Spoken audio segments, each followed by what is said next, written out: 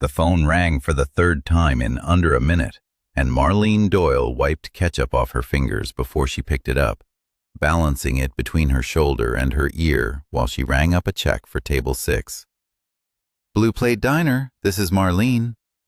Silence on the other end, then a man's voice, clipped and cold, the kind of voice that expected the world to rearrange itself around whatever it wanted. "I need a table for 8, tonight, 7 o'clock. No please, no hello." Marlene glanced at the reservation book, already knowing what it would say, because the Blue Plate did not take reservations, had never taken reservations, was a 24-hour diner off Route 9 with red vinyl booths and a pie case that had not been updated since 1994.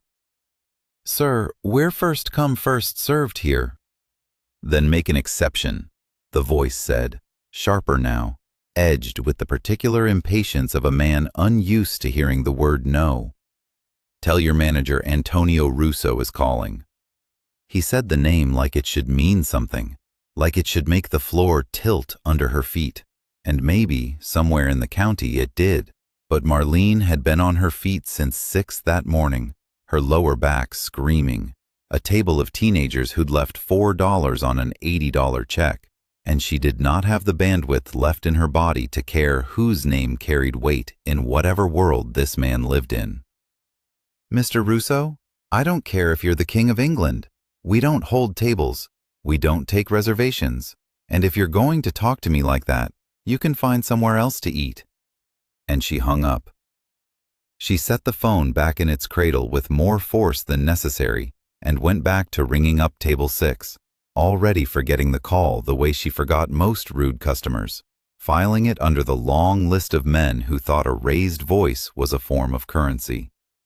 She did not know, could not have known, standing there in her sensible black shoes and her name tag slightly crooked on her uniform, that 400 yards away, in the back seat of a black sedan idling outside a shuttered auto shop, Antonio Russo was staring at a dead phone line with an expression his own men had learned, over 11 years, never to interrupt. The diner smelled the way it always did at that hour, burnt coffee and griddle grease and the faint, sugary ghost of pie crust, and outside the window the highway ran flat and orange under the sodium lights, trucks passing in long, unhurried streams toward exits that led nowhere Marlene had ever needed to go. She liked the diner at this hour, liked the particular hush of a room that had absorbed 1,000 tired conversations, and never once complained about the weight of them. Marlene was 27 years old and had worked at the Blue Plate for 6 of those years, ever since she'd dropped out of community college, 2 credits short of an associate's degree in accounting, because her mother's hip surgery had eaten the money meant for her last semester. She was not thin, had never been thin, had spent her adolescence absorbing the particular cruelty reserved for girls whose bodies did not match what magazines told them they should be, and had come out the other side of it with a spine of something harder than steel. She did not apologize for her body. She did not apologize for much of anything, honestly, which was either her best quality or the thing that was about to get her killed, depending on who you asked. She had blonde hair she kept in a low ponytail for her shifts, sharp blue eyes that missed nothing, and hands that could carry 4 plates at once without a tray. Regulars loved her. She remembered orders without writing them down, remembered which trucker liked his coffee refilled without asking, remembered which grieving widower came in every Tuesday and needed someone to talk to more than he needed the meatloaf special. She ran that diner the way a captain runs a ship, and in 6 years, nobody had ever once made her apologize for how she did it. Nobody, that is, until the black SUVs started arriving. It happened fast, the way things happen in the kind of world Marlene did not know she'd just brushed up against. She heard them before she saw them, a low rumble of engines pulling into the gravel lot outside the diner's front window, and when she looked up from the register, there were 10 of them, black and gleaming, doors opening in a synchronized rhythm that looked less like an arrival and more like a deployment. Men in dark suits stepped out, unhurried, scanning the lot and the diner's windows with the flat, professional attention of men who did this kind of thing for a living. The dinner rush crowd, 6 booths of regulars and 1 trucker at the counter, went quiet in that particular way a room goes quiet when every animal instinct in the building recognizes danger before the mind catches up. Marlene set down the coffee pot. Her pulse had picked up, but she did not let it show on her face, because showing fear in this life had never once made anything better. The door chimed. A man walked in first, tall, broad through the shoulders, wearing a charcoal suit that had clearly never seen the inside of a department store, his dark hair combed back from a face that was handsome in the specific, unsettling way that some dangerous things are handsome. His eyes swept the diner once, found her standing behind the counter, and stopped. "You hung up on me," he said. It was not a question. Marlene's stomach dropped, the pieces clicking together with sick clarity. "You're Antonio Russo." "I am." He crossed the diner floor with a walk that made 2 of the truckers at the counter quietly slide their stools back, the kind of walk that told a room he did not need to hurry because the room would rearrange itself to accommodate him regardless. He stopped at the counter, close enough that she caught the scent of him, cedar and something colder underneath, like the inside of a church in winter. "In 11 years, nobody has hung up on me, not once." "Well, there's a first time for everything," Marlene said, and was proud, in some distant part of her brain currently drowning in adrenaline, that her voice did not shake. "You want a table, Mr. Russo? You're going to have to wait like everybody else." Something shifted behind his eyes, not quite a smile, something more dangerous and more interesting than a smile. Around them, his men had fanned out along the walls without being told to, a silent perimeter forming inside a diner that had never needed a perimeter in its life. "I don't wait," he said. "Then I guess you're not eating tonight," Marlene said, and picked the coffee pot back up like the conversation was over, because as far as she was concerned, it was. Antonio Russo looked at her for a long moment, something recalculating behind his composed face, the look of a man encountering a variable his models had not accounted for. Then, to the visible shock of every man standing along the wall, he sat down at the counter, on the stool directly across from where she stood, and said, "Then I'll wait." That was the moment everything changed, though Marlene would not understand the full shape of it for weeks. She poured him a cup of coffee he had not asked for, because that was what you did for anyone who sat at her counter, mafia boss or not, and set it down in front of him without ceremony. "Cream's on the table. We're out of the good sugar, only the packets."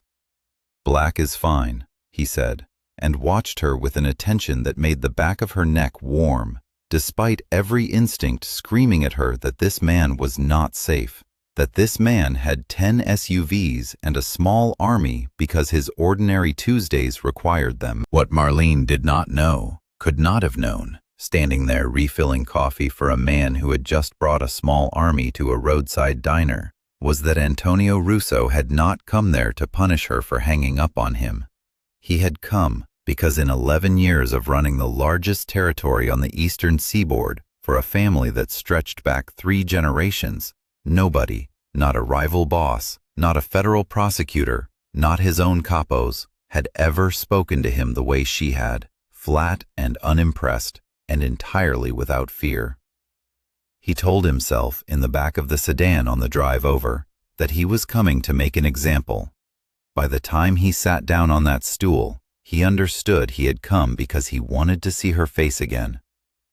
His organization, the Russo family, controlled a stretch of territory that ran from the Brooklyn waterfront up through half of Staten Island, a network of shipping contracts and construction unions, and a dozen quieter businesses that never appeared on any public ledger.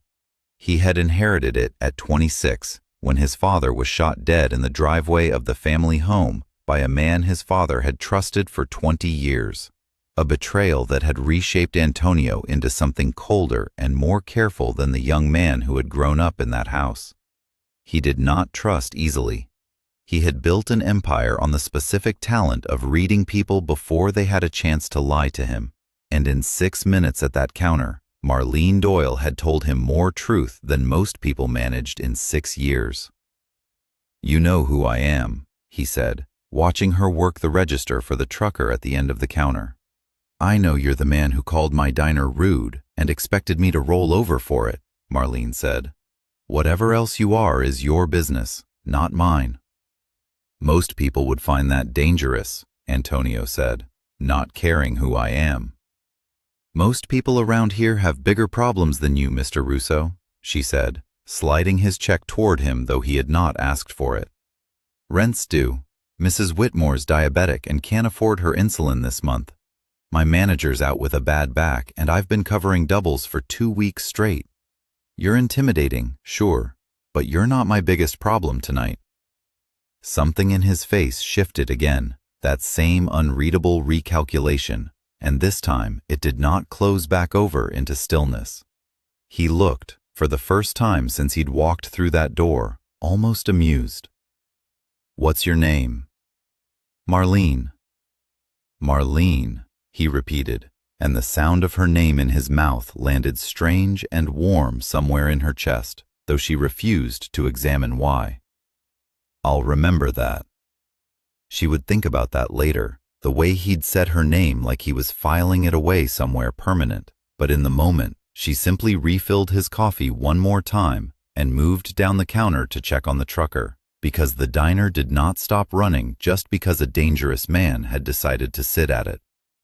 He left 20 minutes later without incident, dropping a $100 bill on the counter for a $4 cup of coffee, and Marlene told herself that was the end of it, that a man like that did not have room in his life for a diner waitress who'd hung up on him once out of pure exhaustion. She was wrong, and the world would prove her wrong faster than she expected.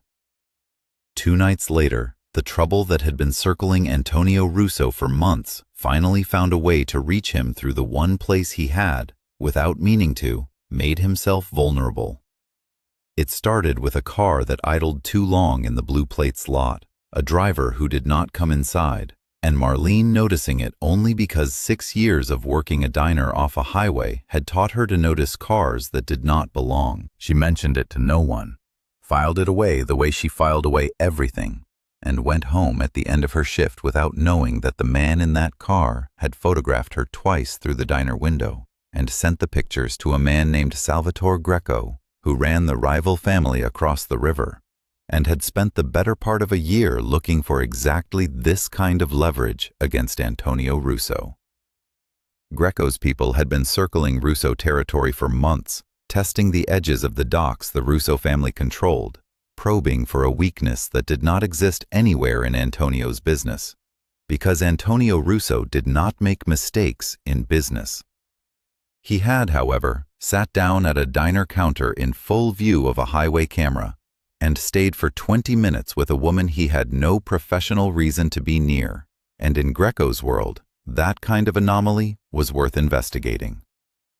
Marlene found out how close she'd come to real danger 3 days later, in the parking lot of the Blue Plate after her closing shift, when a car she did not recognize pulled up alongside her own, and a man she had never seen leaned out the window with an expression that made every hair on her arm stand up.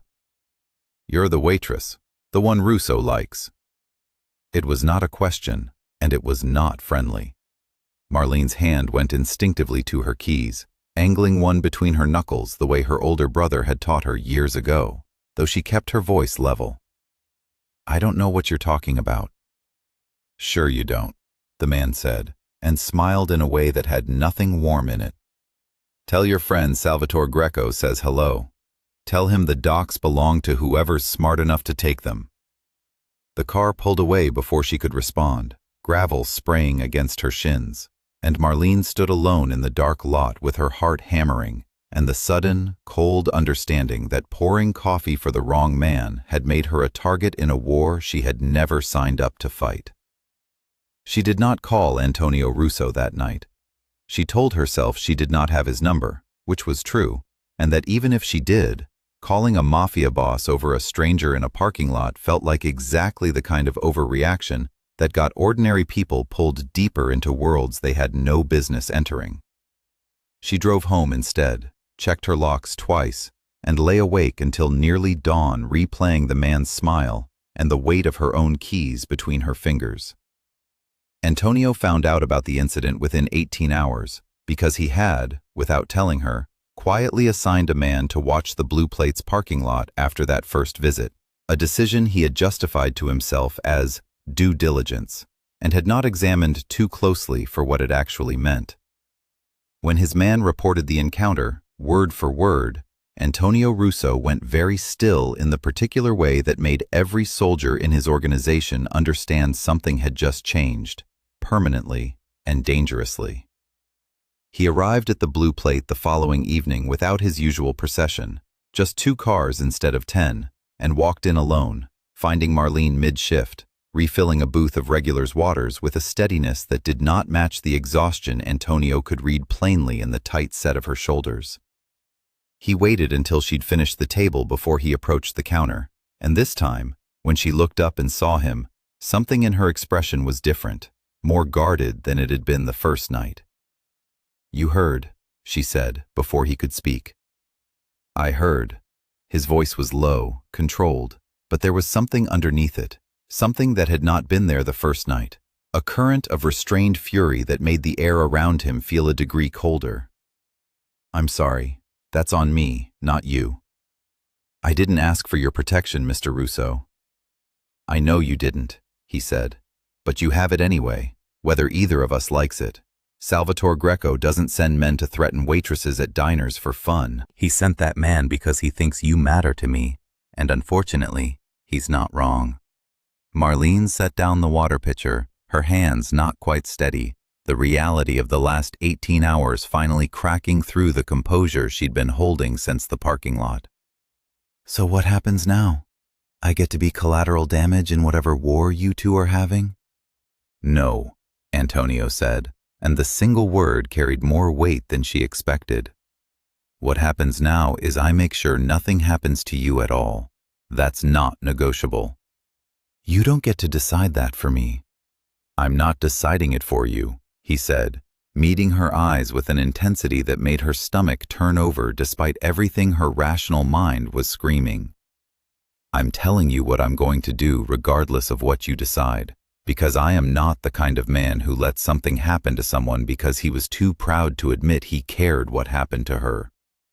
The diner had gone quiet around them, the regulars pretending very hard not to listen, and Marlene became aware, in that charged silence, of exactly how close he was standing, close enough that she could smell cedar and something colder underneath, close enough to see the tight restraint in his jaw that told her this composed, dangerous man was working very hard to keep something enormous contained.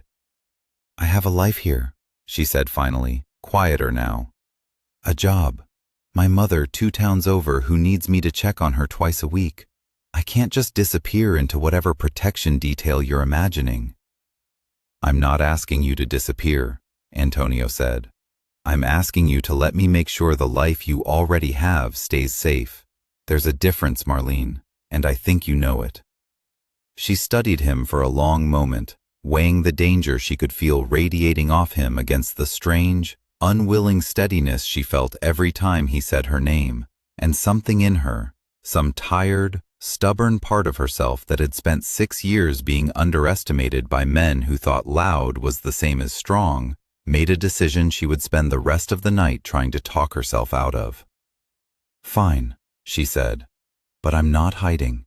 I've got a diner to run and a mother who needs her prescriptions picked up on Thursdays, and none of that stops because Salvatore Greco decided I'm useful leverage."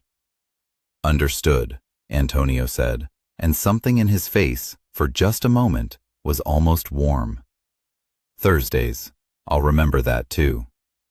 Over the following 2 weeks, a rhythm settled between them that Marlene told herself repeatedly was purely practical, though she was aware, in the honest hours of early morning when sleep would not come, that it had stopped being purely anything a while ago. Antonio's men rotated quietly through the diner's lot, unobtrusive enough that most regulars never noticed, and Antonio himself began appearing 2 or 3 nights a week, always near closing, always taking the same stool, always staying long enough to drink exactly 1 cup of coffee he did not need. They talked. That was the part Marlene had not expected, that a man who ran a criminal empire spanning half a borough would sit across a diner counter and ask her real questions about her mother's health, about the accounting degree she'd never finished, about why she'd stayed at a diner job for 6 years when she was clearly sharp enough for something else. She found herself telling him things she had not told anyone in years, and found, more unsettlingly, that he listened the way almost nobody in her life ever had, fully, without checking his phone, without waiting for his turn to talk. He told her things too, in careful pieces, about the father he'd lost to a betrayal that had reshaped everything about how he moved through the world, about the weight of an inheritance he'd never asked for and could not set down. "My father trusted a man for 20 years, he said one night, low enough that only she could hear it. Vouched for him personally, brought him into rooms most men never see the inside of. That man put 2 bullets in him in our own driveway over a territory dispute that wasn't even worth the argument." His jaw tightened, the only outward sign of the storm Marlene suspected lived permanently beneath his composure.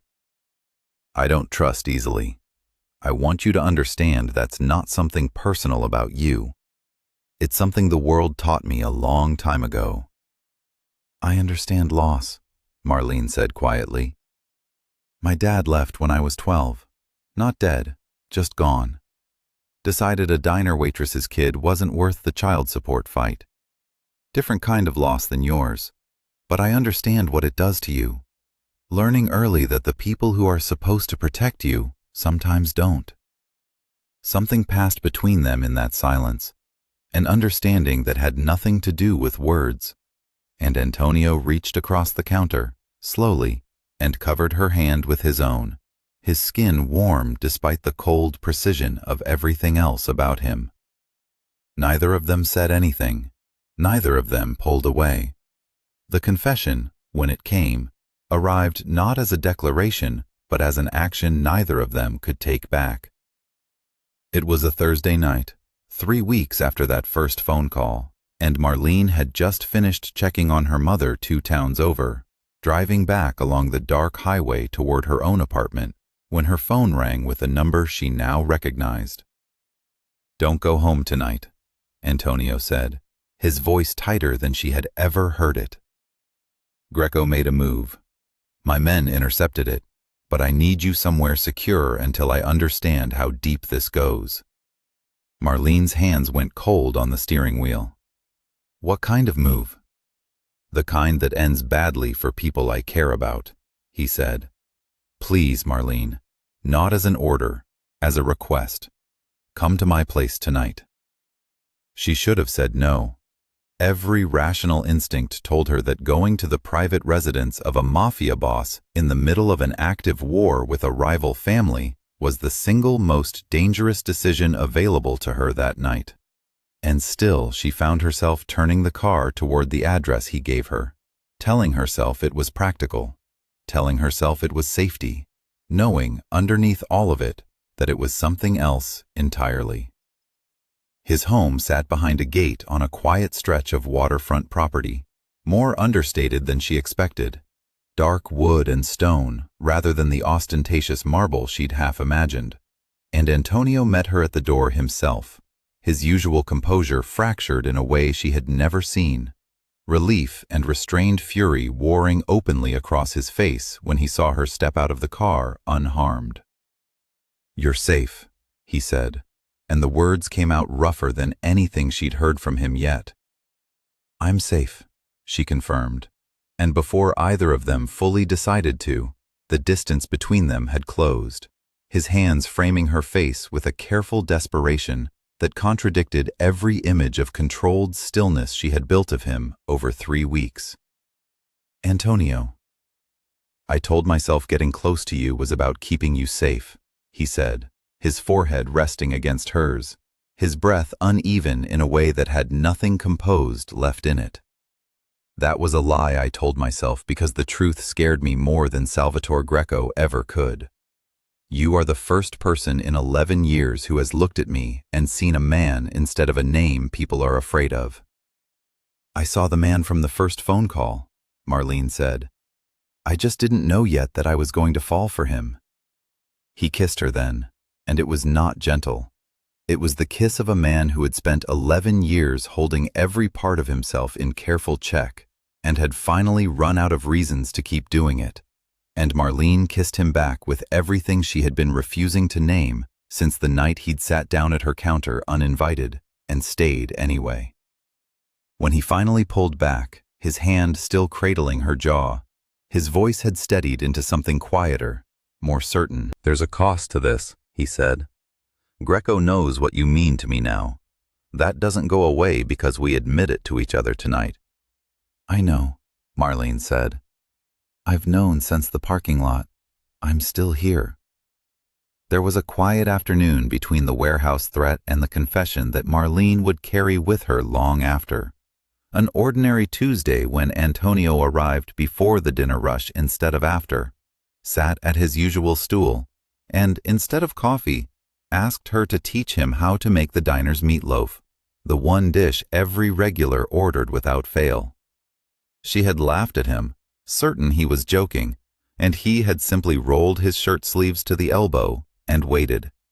And for 40 minutes, in the cramped heat of the kitchen, a man who commanded a small army learned to dice an onion under her direction, burned his hand once on the edge of the stove and did not so much as flinch, and told her, quietly, over the sound of the exhaust fan, that he could not remember the last time he had done something with his hands that was not, in some way, connected to violence or to business.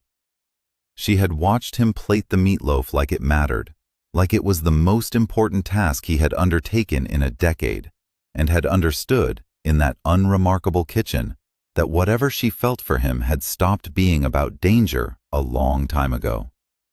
The confrontation came 2 nights later, faster and harder than either of them had prepared for. Salvatore Greco, having failed to intimidate Marlene into distancing herself from Antonio, decided to force the issue directly, sending word through a mutual contact that he wanted a sit-down, neutral ground, an old warehouse near the Brooklyn waterfront that had once processed shipments for both families before territory lines had hardened into war. Antonio agreed, against every instinct telling him not to, because the alternative was letting the threat against Marlene fester indefinitely, and he was done letting Salvatore Greco dictate the terms of his life. Marlene was not supposed to be anywhere near that warehouse. She had been given strict instructions to stay at Antonio's residence, guarded, safe, and she had agreed, mostly, right up until she found herself pacing the length of his living room an hour after he left, replaying the tight, controlled fear she had seen in his face when he kissed her goodbye, and understanding with sudden, absolute clarity that she was not built to sit safely behind a gate while the man she loved walked into a room that might not let him walk back out. She took one of the cars Antonio's men had left in the garage, a decision that would earn her a furious lecture later that she was already composing her defense against, and drove to the warehouse district with her heart hammering and no clear plan beyond needing to be close enough to help if help became necessary. She parked 2 blocks away, the way she'd seen Antonio's own security teams position themselves, and made her way toward the warehouse on foot, staying to the shadows along the loading docks. Inside, the meeting had already gone wrong. Marlene could hear it before she reached the side entrance. Raised voices in Italian and English tangled together, the particular electric tension of a negotiation curdling into something worse.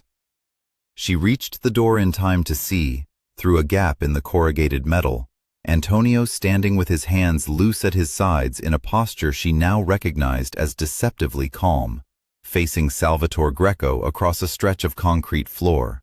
4 of Greco's men fanned out with weapons visible, 2 of Antonio's own men flanking him with matching stillness. You brought her into this, Greco was saying, his voice carrying the particular satisfaction of a man who believed he had already won. A diner waitress, Antonio Russo, softened by a woman who makes minimum wage pouring coffee. I almost feel sorry for you. You threatened a woman who has nothing to do with our business, Antonio said, his voice level in a way that Marlene understood now cost him enormous effort to maintain. That was your mistake, Salvatore, not mine. Everything you care about is my business now, Greco said, and reached, slowly, deliberately, for something inside his jacket. Marlene did not think. She grabbed the nearest object within reach, a rusted length of metal pipe leaning against the doorframe, and slammed it hard against the corrugated metal wall, the sudden violent clang of it echoing through the warehouse, loud enough to shatter every carefully held line of tension in the room. Every head turned toward the sound, toward her, and in that half-second of chaos, Antonio moved, closing the distance to Greco with a brutal, precise economy that Marlene had never seen from him and would never forget. Disarming the man before his hand had fully cleared his jacket, the gun clattering uselessly across the concrete. Greco's remaining men hesitated, weapons half raised, uncertain without their boss's direction. And in that hesitation, Antonio's own men moved fast and clean, closing the gap and disarming two of them before either side fully understood the fight was already over. Greco himself lay pinned beneath Antonio's forearm against the concrete, breathing hard, all his earlier satisfaction gone. You lay a hand on her again, Antonio said, low and absolutely certain, and I stop being a reasonable man about territory lines. Do you understand me? Greco understood. It was written plainly across his face. The particular fear of a man who had just discovered exactly how much he did not want to test the limits of Antonio Russo's restraint.